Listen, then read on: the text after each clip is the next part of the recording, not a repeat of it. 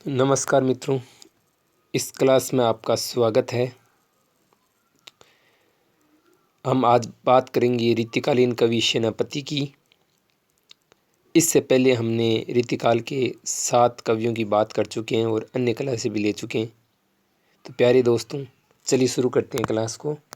सेनापति, इनका जन्म है वो 1584 और 1584 नहीं हो तो 1589। इनके गुरु है हीरामणि दीक्षित। तो ये गुरु का नाम आपको पता होना चाहिए। हालांकि जन्म तारीख को लेकर विद्वानों में मतभेद है। रचनाएं देखो, ज़्यादा इन्होंने रचनाएं नहीं लिखी है, 2 ही रचनाएं लिखी है।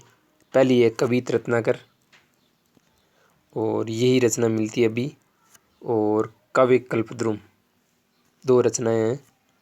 तो चलिए पहले कवित रत्नाकर के बारे में विस्तार से पढ़ते हैं, इसमें क्या जानकारी मिलती है। प्यारे दोस्तों, सेनापति रीतिकाल के महत्वपूर्ण कवि है और इनसे प्रश्न पूछे ही जाते हैं। सबसे बड़ा प्रश्न यही है। पहला पॉइंट देखिए, ये राम भक्ति संबंधित ग्रंथ है। तो प्यारे दोस्तों, रीतिकाल में केशवदास और सेनापति 2 ऐसे कवि हैं जो राम भक्ति संबंधी ग्रंथ भी रीतिकाल में लिखे हैं। तो प्यारे दोस्तों, कवित रत्नाकर किस प्रकार का ग्रंथ है? राम भक्ति से संबंधित ग्रंथ। वेरी इंपॉर्टेंट ये प्रश्न बनता है, यह बिल्कुल प्रश्न बनेगा। इस रचना में 5 तरंगे हैं या तरंगे अध्याय उसको कहा गया है और 354 छंद है। अरे दोस्तों, पूछा जा सकता है कि कवित रत्नाकर के संबंध में कौन सा एक कथन असंगत है। तो प्यारे दोस्तों, ये पॉइंट आपको पता होना चाहिए। 5 तरंगे, चौथी और 5वीं तरंग में राम का चरित्र और राम भक्ति भावना का संक्षिप्त सुंदर वर्णन है। तो ये बात हुई कवित रत्नाकर की। हम दूसरी इनकी जो रचना है काव्य कल्पद्रुम, इस नाम से बहुत सी रचनाएं मिलती जुलती, तो उनका भी ध्यान रखना। इनकी रचना का नाम है काव्य कल्पद्रुम।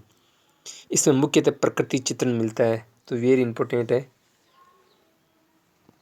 आगे चलते हैं विशेष तथ्य। प्यारे दोस्तों, सेनापति का प्रिय अलंकार है सलेस। या सलेस की जगह को दूसरा अलंकार दे देंगे, परिवर्तन कर देंगे और पूछ लेंगे सेनापति के काव्य के संबंध में या सेनापति के संबंध में कौन सा कथन असंगत है या संगत है। तो पहला पॉइंट आपको पता होना चाहिए, इनका प्रिय अलंकार कौन सा है? सलेस।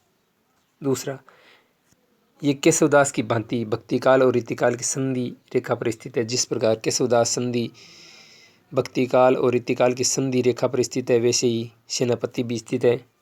सेनापति रीतिकाल के प्रसिद्ध राम भक्ति कवि हैं और केशवदास भी हैं। इन रीतिकाल का वर्त भी कहा जाता है प्रकृति चित्रण के कारण। ये पश्चिमी विद्वान है। ये श्रृंगार और भक्त कवि दोनों हैं। वेरी इंपॉर्टेंट है ये हर कथन महत्वपूर्ण और परीक्षा में पूछे जा सकते हैं। तो प्यारे दोस्तों, हर कथन को आप बहुत ही गहराई से पढ़े। सेनापति की भाषा है वो परिष्कृत ब्रज भाषा है, ये ध्यान रखना आपको।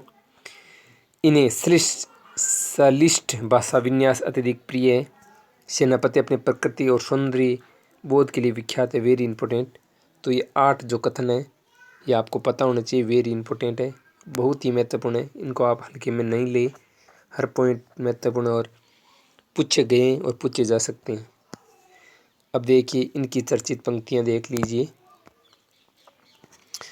चर्चित पंक्तियाँ, राम कैसो जस अरद गगन है।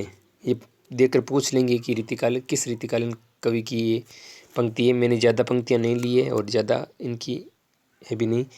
तो ये पंक्ति क्या दर्शाती है कि शरद पूर्णिमा के चंद्र ज्योत्सना की उपमा रामचंद्र के यश की है इसके अंदर।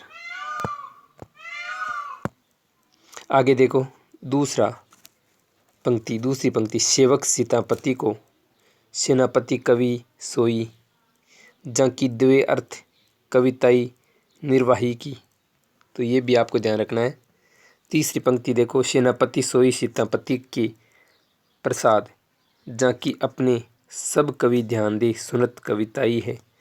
तो इस पंक्ति, इसमें सेनापति डंकी की चोट में खुद को राम भक्त कवि घोषित करते हैं। तो प्यारे दोस्तों, 3 पंक्तियाँ हैं विशेष तथ्य हैं, इनको ज़रूर ध्यान रखें आप, काफ़ी महत्वपूर्ण है। और रचना इनकी ज़्यादा है नहीं, और इसमें कवित्र रत्नाकर बहुत महत्वपूर्ण है और राम भक्ति से संबंधित ग्रंथ है। तो प्यारे दोस्तों ये ध्यान रखना है और गुरु का ध्यान रखना है, 2 ही रचनाएं। तो प्यारे मित्रों, अगर ये क्लास आपको अच्छी लगी है तो चैनल को आप सब्सक्राइब कर ले ताकि नोटिफिकेशन मिल जाए, और अगली क्लास का आप इंतज़ार करिए, मैं जल्दी उस क्लास को लेकर आने वाला हूँ। तो प्यारे मित्रों, मैं इस क्लास को अभी यहीं विराम दे रहा हूँ। धन्यवाद।